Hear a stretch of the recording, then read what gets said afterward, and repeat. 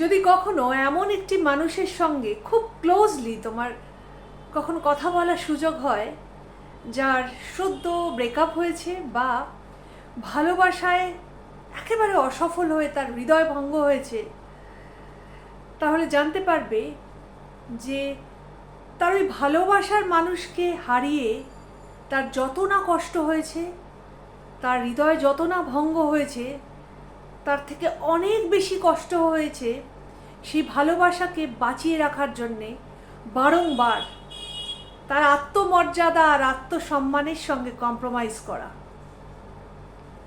সেই ভালোবাসাকে বাঁচিয়ে রাখার জন্য সে বারবার চেষ্টা করেছে, আর তার আত্মসম্মান ততবার চূর্ণ বিচূর্ণ হয়েছে।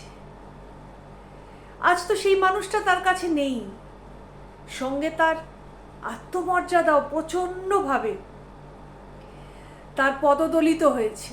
এই জিনিসটা ভেবে সেই মানুষটির অনেক বেশি কষ্ট হয় যে কোনো দিকই রক্ষা হলো না।